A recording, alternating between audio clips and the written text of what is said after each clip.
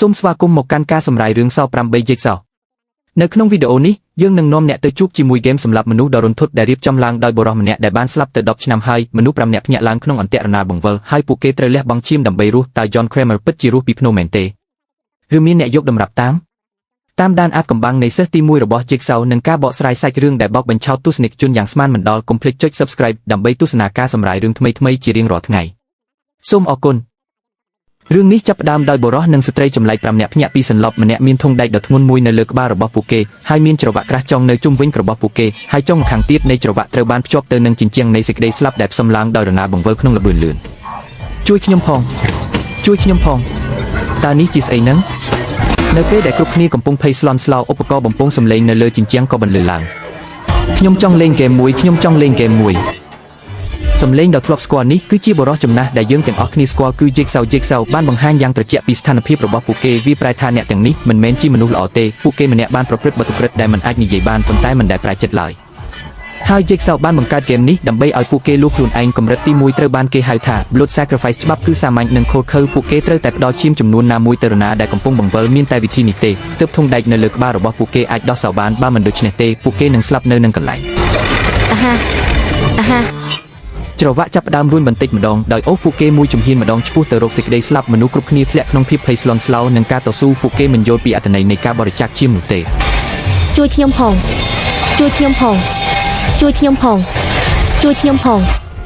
ស្ត្រីឈ្មោះអេណានេះស្រាប់តែយល់ពីអត្ថន័យពិតនៃហ្គេមនាងលូកដៃចេញទាំងញាប់ញ័រហើយព្រួយតាមគំនិតចូលទៅជិតកង់នៃសេចក្តីស្លាប់ដែលកំពុងវិលភាពជោគជ័យរបស់អេញាបានបង្ហាញផ្លូវដល់អ្នកដទៃឲ្យរស់រានមានជីវិតពួកគេបានធ្វើតាមគំរូរបស់នាងហើយព្រួយតាមគំនិតចូលទៅជិតរណាដែលកំពុងបង្វិលដោយប្រើឈាមបន្តិចបន្តួចជាថ្នូរនឹងសិទ្ធិរស់រានមានជីវិតទោះជាយ៉ាងណាក៏ដោយនៅចំណុចប្រសពនៃជីវិតនិងសេចក្តីស្លាប់នេះនៅតែមានមនុស្សល្ងីល្ងើម្នាក់នៅជ្រុងដែលកំពុងដេកលក់យ៉ាងស្កប់ស្កល់តាំងពីដើមដល់ចប់នៅពេលដែលគាត់ត្រូវបានភ្ញាក់ឡើងដោយការស្រែករបស់ដៃគូរបស់គាត់អ្វីគឺយឺតពេលទៅហើយការសាកល្បងបើកឆាកនេះគឺជារចនាប័ទ្ម Jigsaw ធម្មតាវាមិនប្រកួតប្រជែងជាមួយកម្លាំងសាហាវនោះទេប៉ុន្តែគ្រាន់តែសាកល្បងការយល់ដឹងអំពីច្បាប់និងការប្រាជ្ញាចិត្តក្នុងការលះបង់ហើយបុរសដែលកំពុងដេកនេះគាត់ហាក់ដូចជាតួអង្គមិនសំខាន់ប៉ុន្តែគាត់ពិតជាតួអង្គដែលលាក់កំបាំងដ៏ធំបំផុតនៅក្នុងខ្សែភាពយន្តទាំងមូលសូមចងចាំគាត់កាមេរ៉ាងាកទៅទីក្រុងប៉ូលីសបានរកឃើញសាកសពជួបនៅក្នុងសួនច្បារអ្នកស្លាប់ក៏មានធុងដែកនៅលើក្បាលរបស់គាត់ហើយក្បាលរបស់គាត់ត្រូវបានកាត់ចោលពាក់កណ្ដាលវាប្រែថាគាត់គឺជាមនុស្សដែលដេកលក់ដ៏កុសល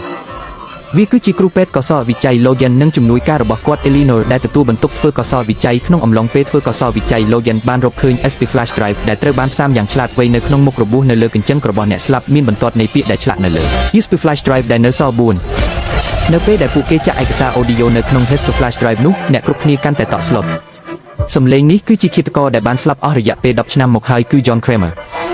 អ្នកស៊ើបអង្កេត Halloran មានអារម្មណ៍ថាមាននរណាម្នាក់កំពុងក្លែងបន្លំដូច្នេះគាត់បានយកការថតសំឡេងទៅវិភាគបច្ចេកទេសត្រឡប់ទៅឃ្លាំងចាស់វិញអ្នករស់រានមានជីវិតទាំង4នាក់ត្រូវបានអូសចូលទៅក្នុងបន្ទប់ទី2ដោយច្រវាក់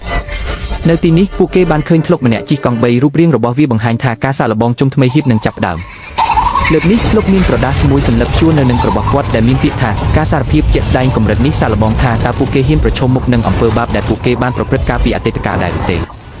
េនៅចំណុចប្រសពនៃជីវិតនិងសេចក្តីស្លាប់បងប្រុសស្បែកខ្មៅ Mickey គឺជាអ្នកដំបូងដែលដួលរលំគាត់បានសារភាពថាគាត់បានលក់ម៉ូតូជុះដែលខូចហ្វ្រាំងទៅឲ្យក្មេងជំទង់ម្នាក់ក្នុងតម្លៃ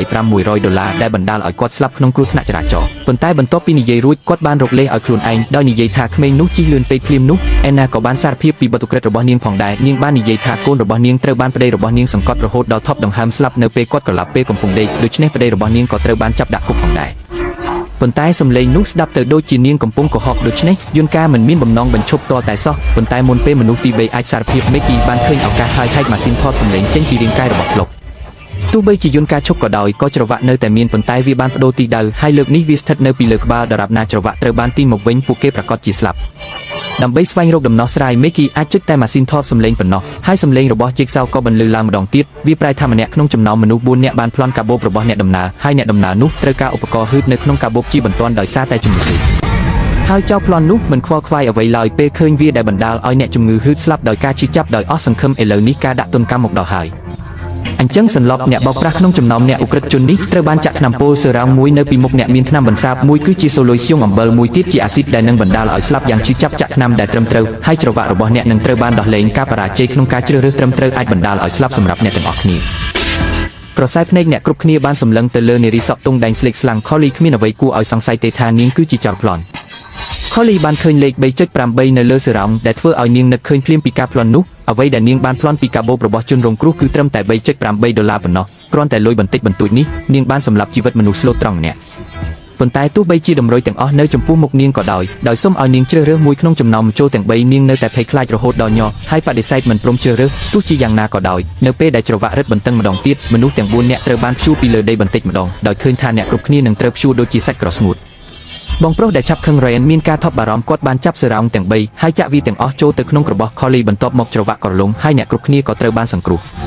ប៉ុន្តែ Collie ហូរឈាមចេញពីរន្ធទាំង7របស់នាងនៅក្រោមការជ្រេះនៃអាស៊ីតខ្លាំងហើយមនុស្សទាំងមូលបានប្រែទៅជាសាច់រលួយពីខាងក្នុងទៅខាងក្រៅដែលពិតជាគួរឲ្យអាណិតណាស់អាកប្បកិរិយារបស់ Ryan គឺជាចំណុចសំខាន់មួយក្នុងការស្វែងយល់ពីធម្មជាតិរបស់មនុស្សនៅក្នុងខ្សែភាពយន្តទាំងមូលស្នូលនៃច្បាប់ហ្គេមរបស់ Jigsaw គឺការលួចខ្លួនឯងគាត់សង្ឃឹមថាអ្នកចូលរួមនឹងឈ្នះជីវិតថ្មីតាមរយៈជំរឿផ្ទាល់ខ្លួនរបស់ពួកគេប៉ុន្តែជំរឿរបស់ Ryan គឺលះបង់អ្នកដទៃដើម្បីការពារខ្លួនទោះបីជានេះស្របនឹងលទ្ធផលនៃការរស់រានមានជីវិតក៏ដោយវាផ្ទុយស្រឡះពីទស្សនវិជ្ជាដើមរបស់ Jigsaw ដូច្នេះវាក៏បានបង្ហាញពីជោគវាសនាជាបន្តបន្ទាប់នៃតួអង្គ Ryan ផងដែរហ្គេមនៅតែបន្ត Mickey បានបើកទ្វារទៅកាន់កម្រិតបន្ទាប់ដោយជោគជ័យយោងទៅតាមលេខនៅលើសរោងដែលជាជំរកដែលគេបោះបង់ចោលពេលពួកគេដើរចូលទៅទ្វារនឹងបង្អួចត្រូវបានបិទយ៉ាងជិតនៅពេលនេះអេណាដែលចង់ឃើញបានសួរ Ryan ថាតើគាត់ត្រូវបានគេឃុំឃាំងនៅទីនេះដោយសារបាតុក្រិតអ្វី Ryan បានរអ៊ូតមថាគាត់ទាំងជួញដូរគ្រឿងញៀននិងផ្ដល់ប្រាក់កម្ចីហើយថែមទាំងលួចស្រឡាញ់ម្ដាយរបស់គាត់ទៀតផងយ៉ាងណាក៏ដោយគាត់បានធ្វើរឿងឈួតជាច្រើនពេលកំពុងនិយាយគាត់ស្រាប់តែយកប៉ែមួយមកគាស់ទ្វារមួយទៀតប៉ុន្តែវាបានបង្កអន្ទាក់ Mickey បានយកប៉ែមួយដោយគិតចង់ជួយ Ryan ចេញពីបញ្ហាប៉ុន្តែដោយមិននឹកស្មានដល់នៅពេលដែលគាត់គាស់ក្តារនោះគាត់បានរកឃើញម៉ាស៊ីនថតសំឡេងនៅក្រោមអន្ទាក់វាហាក់បីដូចជាប្រសិនបើអ្នកចង់ដោះស្រាយច្បាប់ហ្គេមនៃកម្រិតនេះអ្នកអាចទទួលបានម៉ាស៊ីនថតសំឡេងជាមុនសិនដូច្នេះ Mickey គ្មានជំរឿអ្វីក្រៅពីប្រថុយគ្រោះថ្នាក់ហើយយកម៉ាស៊ីនថតសំឡេងមកប្រគល់ឲ្យ Ryan បានបើកវាហើយស្ដាប់ហើយស្រឡាំងកាំងភ្លាមវាប្រែថាវិធីតែមួយគត់ដើម្បីស្រាយខ្សែដែលចងជើងរបស់គាត់គឺទាញដងភ្លឹងនៅពីមុខគាត់ហើយដងភ្លឹងត្រូវបានភ្ជាប់ទៅនឹងឧបករណ៍កាត់ម្យ៉ាងទៀតបើចង់រស់ត្រូវបង់ថ្លៃជើងមួយជាការពិតណាស់ Ryan មិនមានឆន្ទៈទេប៉ុន្តែនៅពេលដែលគាត់ស្ទាក់ស្ទើរ Anna និង Mickey ត្រូវបានតាក់ទាញចូលទៅក្នុងជំរកដ៏ធំមួយនៅពេលដែលពួកគេដកឧបករណ៍បញ្ជីទូរទស្សន៍ចេញពីនៅពីក្រោយពួកគេបានបិទយ៉ាងជិតដោយរារាំងពួកគេនៅខាងក្នុងនៅពេលនេះអេក្រង់នៅក្នុងជំរកស្រាប់តែភ្លឺឡើងហើយ Jigsaw បាននិយាយនៅលើទូរទស្សន៍ម្ដងទៀតដោយនិយាយថាបង្គោលនៅក្នុងដៃរបស់ Ryan ឥឡូវនេះគឺជាឱកាសតែមួយគត់ដើម្បីសង្គ្រោះពួកគេទាំងពីរអូអ្នកទាំងពីរនឹងត្រូវកប់ទាំងរស់ដោយគ្រាប់ធញ្ញជាតិដែលធ្លាក់ចុះមិនយូរប៉ុន្មានស្រូវបានលេចដល់ក្របោះ Anna និង Mickey អ្វីដែលគួរឲ្យខ្លាចជាងនេះទៅទៀតនោះគឺនៅពេលដែលគ្រាប់ធញ្ញជាតិឈប់អាវុធមុតស្រួចផ្សេងដូចជាកណ្ដៀវនិងសម្ដេចបានធ្លាក់ពីលើមេឃនេះគឺជាការសាកសួរខាងសីលធម៌សម្រាប់ Ryan ពីមុនគាត់នឹងស្ទាក់ស្ទើរក្នុងការលះបង់ Collie ដើម្បីរស់រានមានជីវិតប៉ុន្តែឥឡូវនេះវាជាវេនរបស់គាត់ក្នុងការប្រើរាងកាយរបស់គាត់ដើម្បីសង្គ្រោះអ្នកដទៃដោយស្ដាប់អ្នកទាំងពីរយំនៅក្នុងជំរកទីបំផុត Ryan បានធ្វើការជ្រើសរើសគាត់បានបន្លឺសំឡេងក្រហមដូចសត្វសាហាវហើយទាញដងភ្លឹងចុះបន្ទាប់ពីត្រូវបានជួយសង្គ្រោះ Anna បានព្យាយាមអស់ពីសមត្ថភាពដើម្បីរំរបួសរបស់ Ryan ហើយ Mickey បានរកឃើញម៉ាស៊ីនថតសំឡេងដែលមានឈ្មោះរបស់គាត់នៅលើវាម្ដងទៀតនៅក្រោមក្រណាត់របស់ត្រាក់ទ័រគាត់បានចុចប៊ូតុងលេងដោយមិនស្ទាក់ស្ទើរប៉ុន្តែមិននឹកស្មានថាវាបង្កឲ្យមានយន្តការដោយផ្ទាល់នោះទេគាត់ត្រូវបានព្យួរដោយខ្សែពួរភ្លាម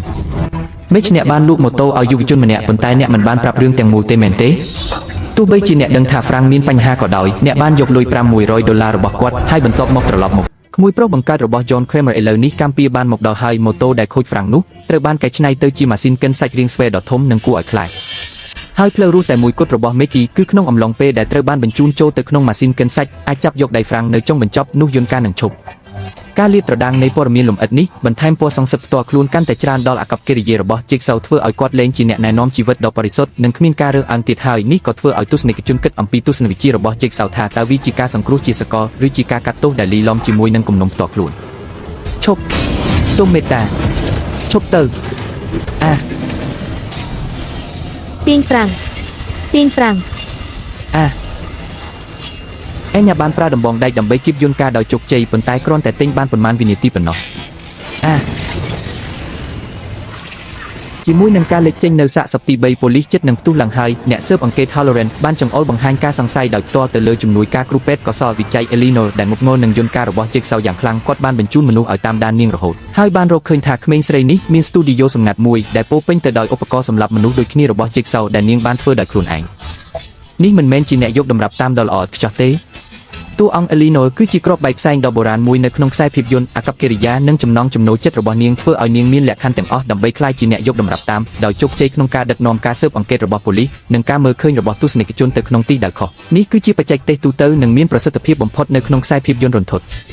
នៅពេលនោះការស៊ើបអង្កេតរបស់ប៉ូលីសមានការរកឃើញដ៏គួរឲ្យភ្ញាក់ផ្អើលមួយទៀតអ្នកស្លាប់ដំបូងពោគឺបុរសដែលស្រេកទឹកនោះដែលនៅក្នុងក្រចករបស់គាត់គឺដូចគ្នាបេះបិទទៅនឹងជែកសោផ្ទាល់ដែលបានស្លាប់អស់រយៈពេល10ឆ្នាំមកហើយនេះគឺជារឿងចម្លែកណាស់ប្រសិនបើសម្លេងអាចត្រាប់តាមបាននោះដណាគឺពិតជាមិនអាចក្លែងបន្លំបានទេតើបុរសដែលស្លាប់10ឆ្នាំនេះពិតជាវាចេញពីភ្នំមែនទេដើម្បីផ្ដល់ការពន្យល់ដល់សាធារណជនប៉ូលីសបានសម្រេចចិត្តបើកមឈូសទោះជាយ៉ាងណាក៏ដោយនៅពេលដែលមឈូសរបស់ជេកសៅត្រូវបានជីកកកាយមនុស្សគ្រប់គ្នាមានការស្រឡាំងកាំងអ្វីដែលដេកនៅខាងក្នុងមិនមែនជាក្រុងឆ្អឹងរបស់ John Kramer តតែសោះប៉ុន្តែជាសាកសពរបស់ជនសង្ស័យម្នាក់ទៀតឈ្មោះ Edgar ដែលសន្មតថាសន្លប់នៅក្នុងមន្ទីរពេទ្យសំណុំរឿងទាំងមូលបានប្រែទៅជាព្រឹត្តិការណ៍រូបីទាំងស្រុងអ្នកស៊ើបអង្កេត Halloran បានទូចថានេះពិតជាបទឧក្រិដ្ឋជាក្រុមហើយគ្រូពេទ្យក៏សរវិច័យ Logan និងជំនួយការរបស់គាត់ Eleanor គឺជាជនសង្ស័យដ៏ធំបំផុតគាត់បានបញ្ជាដោយផ្ទាល់ឲ្យឆែកឆេរ Studio របស់ Eleanor ទៅ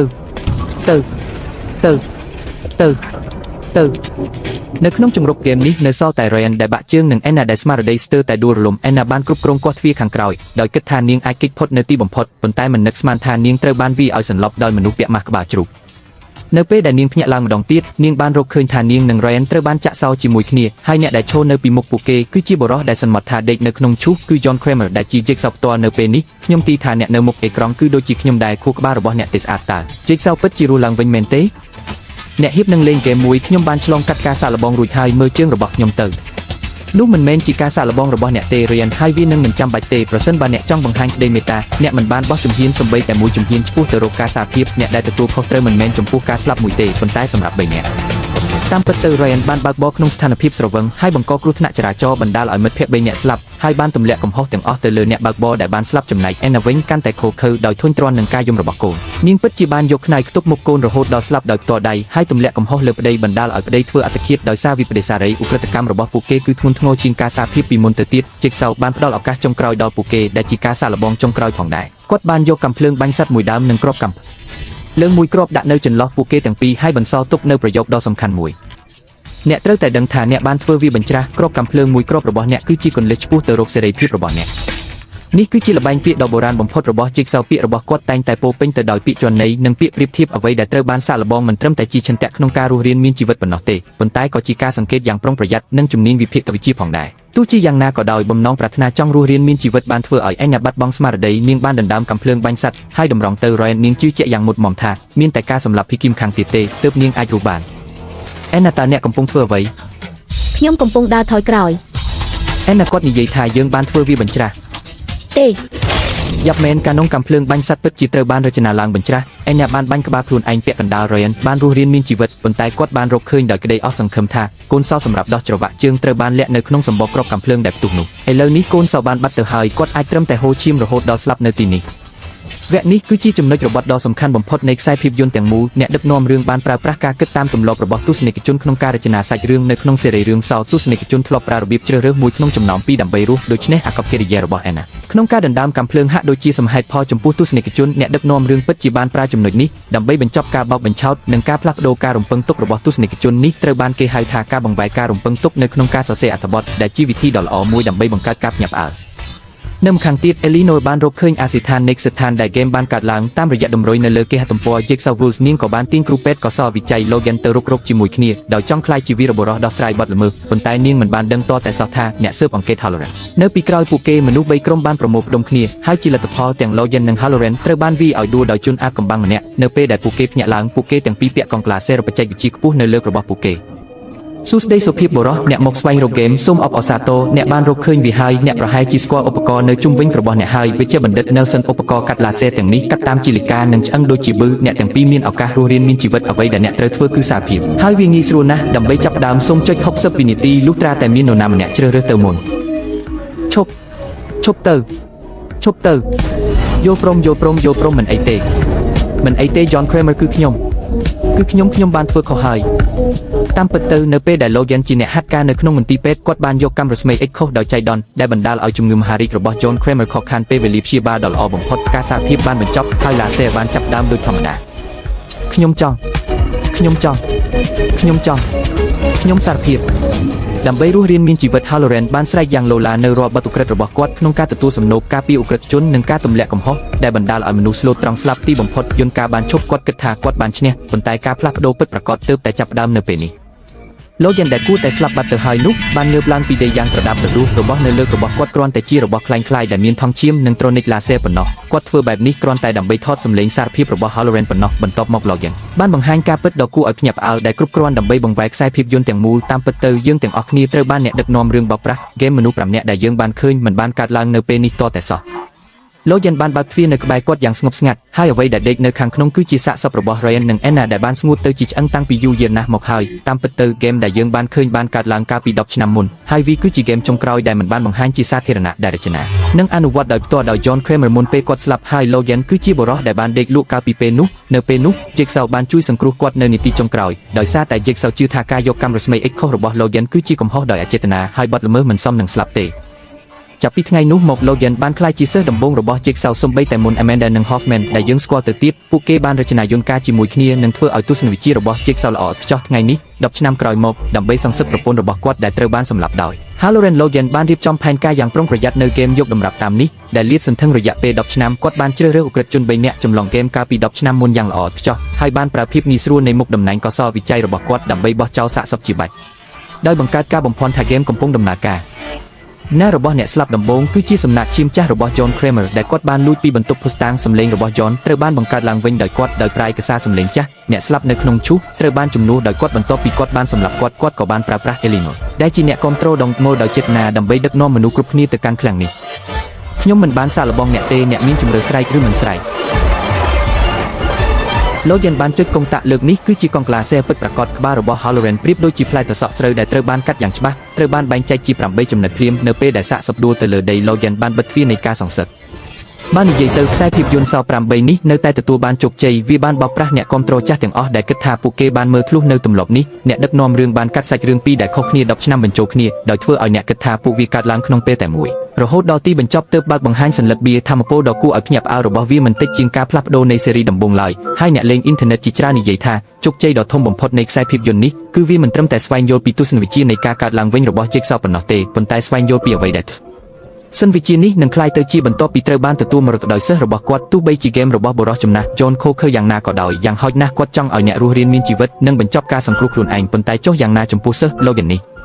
ការសងសឹកដ៏បរិសុទ្ធរបស់គាត់គឺកំពុងធ្វើការងារផ្ទាល់ខ្លួនរបស់គាត់ក្រោមទង់របស់គ្រូរបស់គាត់ដូច្នេះតើគំនិតរបស់ Jigsaw បានផ្ដល់កំណើតដល់ជីវិតថ្មីឬបង្កើតអំពើបាបកាន់តែជ្រៅខ្សែភាពយន្តនេះមិនបានប្រាប់យើងពីសំណួរនេះទេប្រហែលជាវានឹងត្រូវទុកឲ្យហ្គេមបន្ទាប់ដើម្បីបង្ហាញ